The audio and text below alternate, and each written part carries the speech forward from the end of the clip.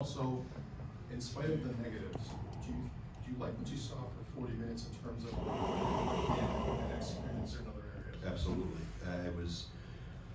We played better than we played back in Madison against them. You know, we got to make sure shots. You know, it's obvious. But no, I like the way we battled. I like the way we did. You know, other than knocking down some shots, we did about exactly what we planned in the game plan of it. You know, we had ended up using more fouls than we had planned on, but I thought for the most part, the effort, the tenacity, they kept battling. We had to get it down to 4. You know, Gills makes a couple threes to get separation again, but I thought we did a lot of good things. But again, to come in here and win against this team, you're gonna have to make some shots to counter how they plug the paint, and then obviously with Edie inside. Nick.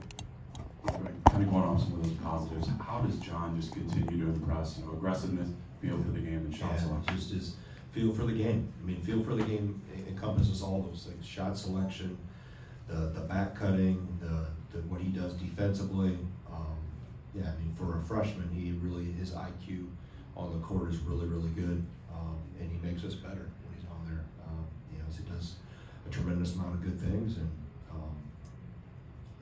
for a freshman, you know, he's trending in an incredibly good direction, and happy for him and proud of how he's played, because he's a battler, but he just, like I said, more than anything, just his knowledge and understanding of the game is pretty obvious. Michael? In Madison, the three-point shooting wasn't good either, but you said it was like shot selection based, I guess. Do you feel like you got better shots today? Yeah, I did. You know, I'll look through them, but I thought maybe AJ might have taken one bad three, but other than that, Chucky had to shoot one coming off a staggered screen once right in front of our bench. But other than that, I thought, you know, Marcus had good looks, Nolan had some good looks. You know, Klez we had really good looks early. And as we started with 1 for 9 from 3, but and again, I thought that's from sharing the ball, moving in. I thought we did a lot of good things offensively, and that's a tough team. Obviously, you can't get a consistent diet of things in the paint just because of the presence Zach has and how they can plug off other people. But a lot of positive things. Jeff, Greg, the way they defend with Edie on the wall, where he kind of sags off and tries to take foul out of it. You know, I think Steven had 6 shots the first game, none in the first half. How much of that was foul trouble? How much of that was him just not? It's both. You know, I think the foul trouble puts him in a position where he's not as aggressive and gets him out of a routine and a rhythm of the game. It's hard when you have to come over and sit for an extended period of time.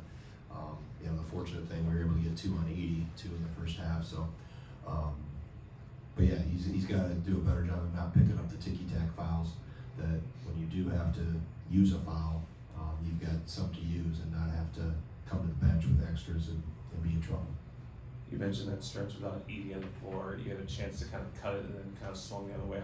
I know there's a lot of possessions in the game, but that stretch, not capitalize with him on the floor, how big was that for you guys? In the first half? Yeah, last 4.5. Yeah, I thought we had chances to cut it even more. You know, they were hard to guard too. When you talk about just Edie on the floor, but when they come with 4 shooters, whether it's right at the 5 or first at the 5, they spread you out. Specifically, Gillis, his threat to knock down threes, and then obviously you got Lawyer and Jones and Smith and Heidi. So they put you in tougher positions when they can put 4 shooters on the floor at times. And but like I said, I'll look back through possession by possession and see where we had some turnovers in there, I believe. But the sequence of possessions I'll map out as I go through the film. Are there ways to facilitate to recreate the facilitating role Tyler had, or is that just a product of how they play off of him and just the room? Is there what? The facilitating role that he had today. Yeah, is there ways to I thought we got him to good positions, and at times he didn't. At the end of the first half, I think he made the best decision. And he needed to get inside the defense and then disperse it. But we wanted to use him in some of that punch drive position where we knew he could take up space because they're not guarding him as much. So if we need to spread the floor, specifically that happened more with Steve in foul trouble on the bench, we can spread more and then use him to punch drive and facilitate from there. I'll look through the film to get the sequence, but a few times when he got in there, I didn't think he made the best decision on who he tried to kick the ball to, or if he didn't kick it, he should have kicked it a couple times too. is that a Purdue specific game plan, or can you do that? We've gone some 5 wide a lot this year. We've probably done more of that this year than ever. It's just the transformation of the game, spacing the floor, opening things up. So it kind of fits hand in hand with what we've been doing offensively anyway. Coach, were we given an explanation as to why your 4-on-5 was stopped in the first half and then they get one in the second and it wasn't stopped when both players? No, I wasn't given an explanation. Did you get any update on Chucky on how he's doing? No.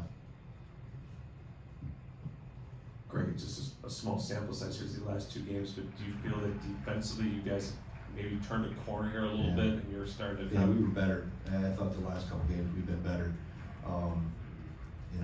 This is a matchup obviously with Edie. That's no matter what you do, you have to pick your poison with it, so to speak.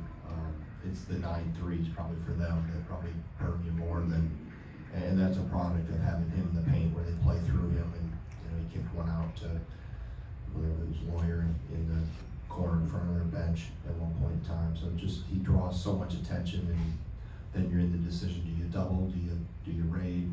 Who else is on the floor determines that as well with their other 4 guys. So, but I think defensively we did a lot of good things. We didn't let up too many straight line runs to the rim on ball screens like we had earlier in the year.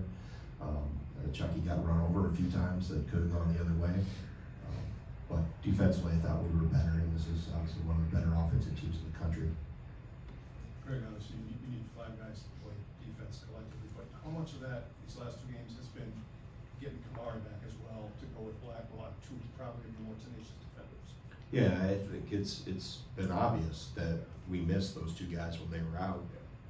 Just the personality of the aggressive personality they bring to the floor, and it doesn't necessarily always have to result in numbers on a stat sheet, but they tip the tables in terms of our toughness and feistiness on the perimeter. So, obviously we still working Kamari back into it, and he's on still a little bit of a pitch count, but they definitely make us better. You saw the difference when they've been with us and when they haven't, and it's pretty clear that they help us. Since the Indiana game in January, it doesn't seem like Max has really had much explosion. I guess, how do you get him going again? Yeah, he's got to get healthy. I mean, he's a little banged up right now. I wasn't sure if he was going to play today or not. And, I thought you could tell he didn't move quite like he has. So hopefully here with a few days to get him healthy, that'll help get him back to where he needs to be. All good. Thanks, Coach. All right, thanks. We'll have